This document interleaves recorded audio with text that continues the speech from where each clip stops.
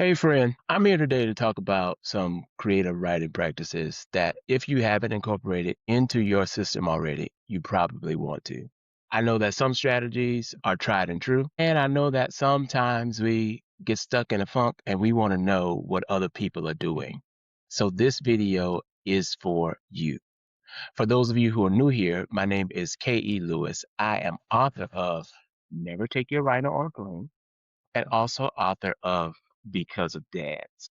I've been at this thing for a little over a decade now. I have written engaging curriculum in classrooms, worked in museums as a museum experience specialist, paying close attention to engagement in museum copy for children, and now here I am in books.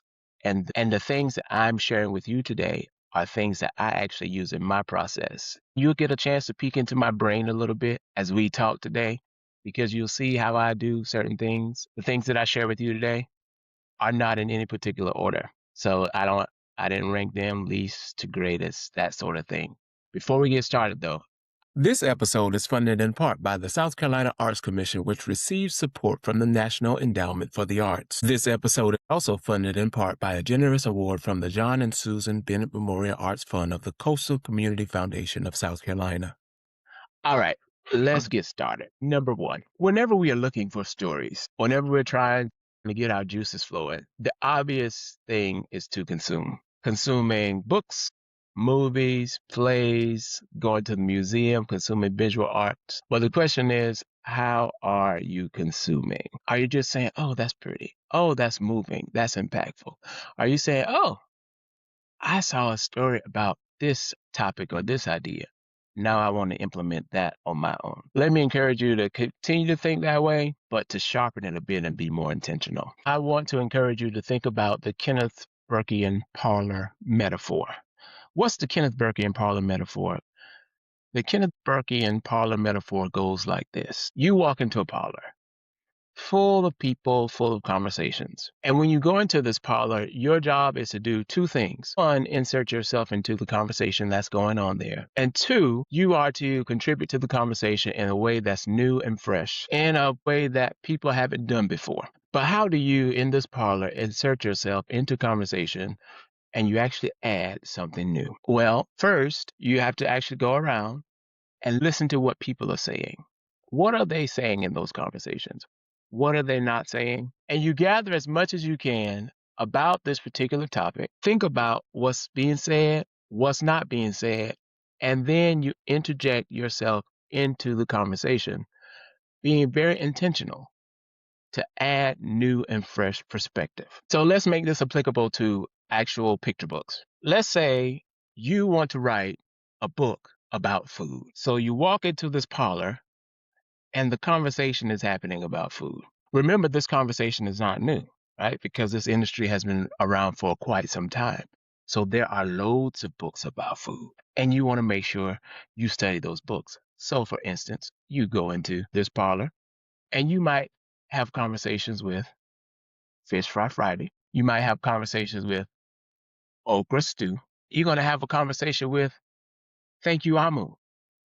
You also have a conversation with The Gathering Table. And you will have a conversation with Tomatoes for Neela. All of these are food books. Of course, these are only a few of the many food books that exist.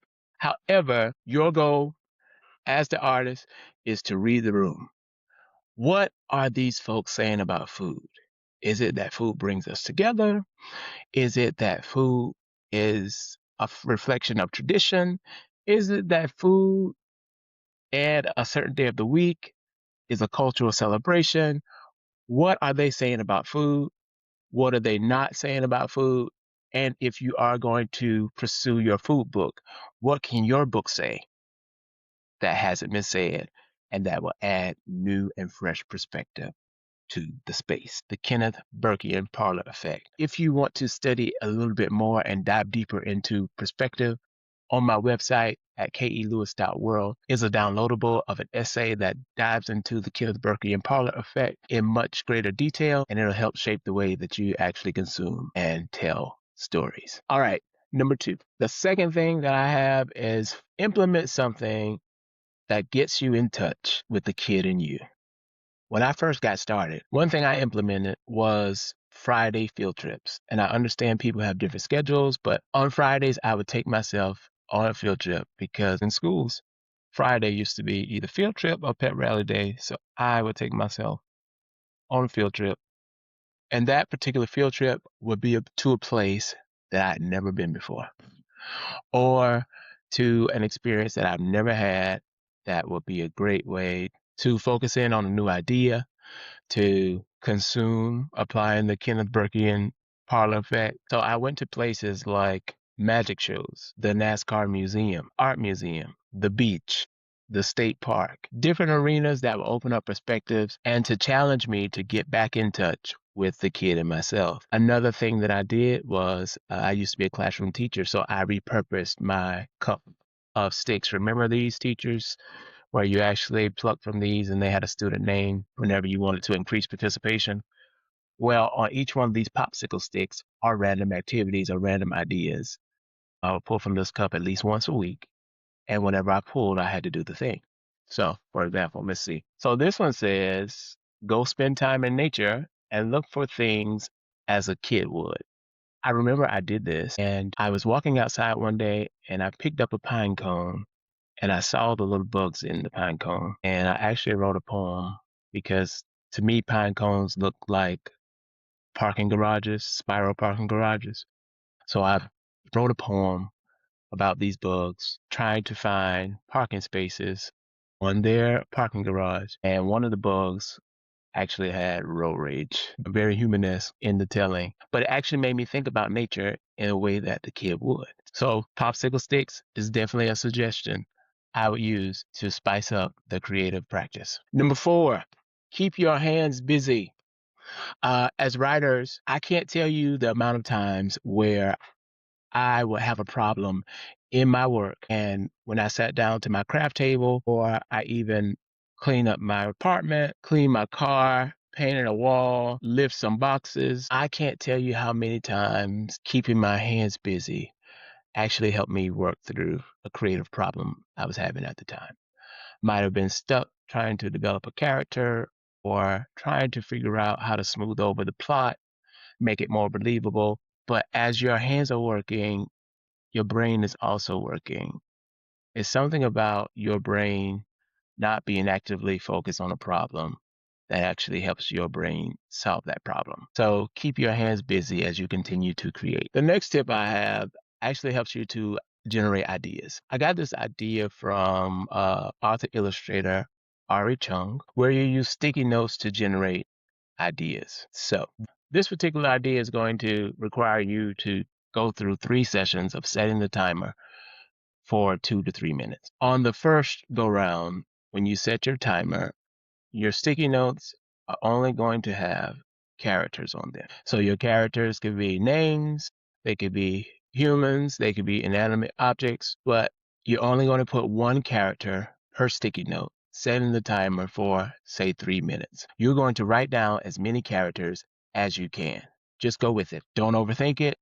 Just get it out. After you get characters down, you are going to put all those sticky notes to the side and you're going to set the timer again for another 3 minutes. This time, you are going to write down settings, all the settings you could think about.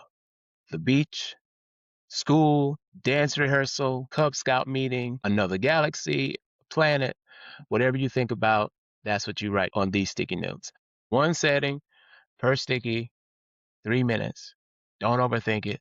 Get it done. Third, after you have your characters, after you have your settings, you're going to write down problems that your young character or old character, depending on who you're writing for, are facing. So think about them losing their teddy bear. Think about a character actually dealing with their sweet tooth. Think about a character learning to tie their shoes, wanting to go to the moon, having trouble in school. Make it as specific as possible. Whatever it is that the character will be dealing with, one conflict per sticky note. After you have your 3 stacks of sticky notes, you are going to find a wall or floor, and then you're just going to mix and match. And once each one of your strings have been created, you're going to write a 1 to 2 sentence pitch for each idea, and you're going to stash it in your idea journal. That is one way to generate ideas really, really fast. And speaking of idea journals, you need to have one. You need to have a place where you actually keep ideas. Some people have multiple places. You can keep a journal by your bed, in your office. Some people take notes on their phones. Notes on phones don't particularly work for me because I will jot them down and leave them. I find that writing them down actually helps me. So if you don't have an idea journal, you need to be capturing your ideas. One pro tip that I know to be true, and I want you to do yourself a favor. Whenever an idea comes to you, please, please, please, please, please capture it, because it will never come back to you the same way it came to you the first time. Don't wait on it. Capture it, even if it wakes you up at 3 o'clock in the morning. Write it down, capture it, go back to sleep if you can. If not, start executing on that idea. Number 6, capture your sentences. There are 2 types of sentences that you need to capture. One, your favorite sentences, whether it be in books, movies, dialogue that you hear, you need to stash those away. I actually keep those in my idea journal. I file them away in there because I pay attention to, one, what idea is being said in these lines? What is it triggering for me? What is it making me think about? Or 2, how is this sentence structured? And how can I actually apply this structure to my own work? For example, and I wouldn't be able to use this in a picture book per se, but one of my favorite sentences is the very last line of Toni Morrison's novel, Sula. It was a fine cry, loud and long, but it had no bottom and it had no top, only circles and circles of sorrow. Ugh, look. It's so beautiful to capture that beautiful language and to go back and actually see what's working, where the nouns are placed, where the verbs are placed, the em dash is in that sentence, and actually try to create a sentence of your own based off of the favorite sentences that you capture in the wild, is what I call it. The second type of sentence that you want to capture are your darlings. There will be plenty of sentences that won't make it into your final drafts. Every time you create a draft, these sentences are auditioning for the next callback. So, a sentence in draft number 1 might not make it to draft number 2 or draft number 14. Maybe 1 or 2 of my sentences in my entire first drafts make it into my final drafts. You have to murder your darlings. However, some of those sentences are good.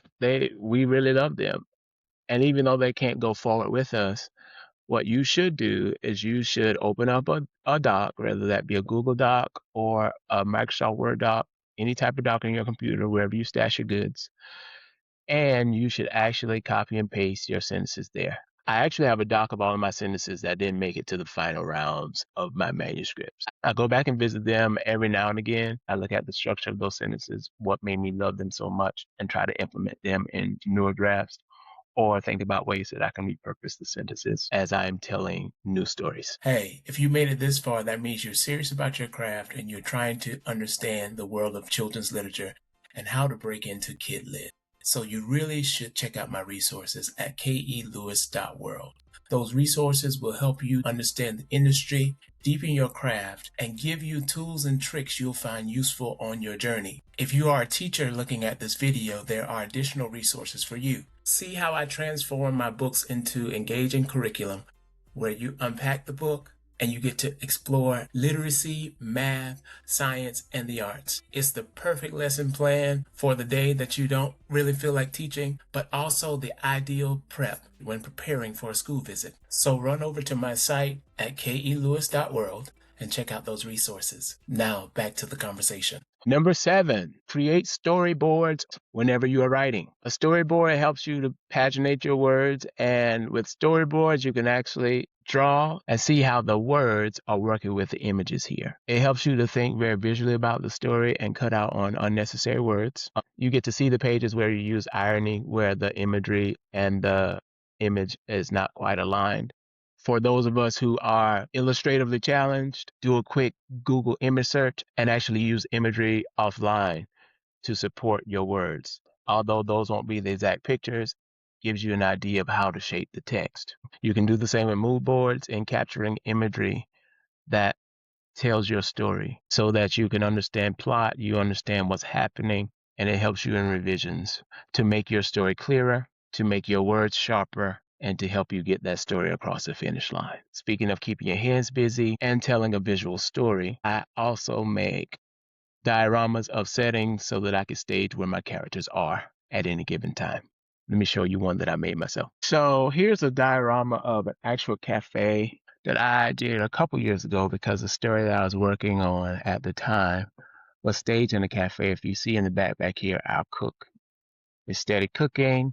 We got a window view with a fountain here, the tables, old school checkerboard floor here, the jazz mural in the back, the plan in the back. But this actually helped me to complete a manuscript. I took a manuscript from about 2,200 words and I got it down to under 900 just by creating my diorama. I kept my brain busy. I was working and I was thinking about where my characters were and I was staging them in the actual space here. At the time, I had fuzzy balls to represent each one of the characters and I would move them throughout the space. So just an idea. Dioramas are good too for those of you who want to create with your hands. And the very last thing I have for you is be a needs-based writer. Going back to the top of the conversation where we use the Kenneth Burkean Parlor effect, sharpen your practice, your creativity by thinking about what teachers and librarians need.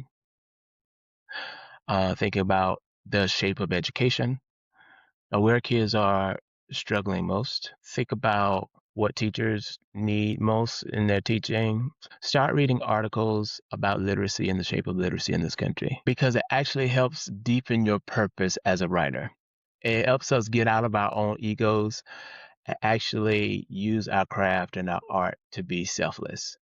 As we think about young readers, we think about digital literacy and multimodal literacy. As we think about decline, keeping our finger on the pulse of the need is a great way to stay relevant in the business. And also it gives you language so that you'll be able to, one, inform editors who might not be as in touch, two, push back, and three, create a strategy that is not only informed by market gaps and market analysis, but also educational relevance in a time where everything is shifting. Hey, if you like this video, tune in to my others. So check out 2 free downloads on my website. Go to kelewis.world and download the self-help essay that unpacks the Kenneth Burkean Parlor effect in deeper detail. And if you want to get into my brain a little more, there's a download there with the books that inspired me and actually helped to shape and hone my creative process. That's all I have. See you next video.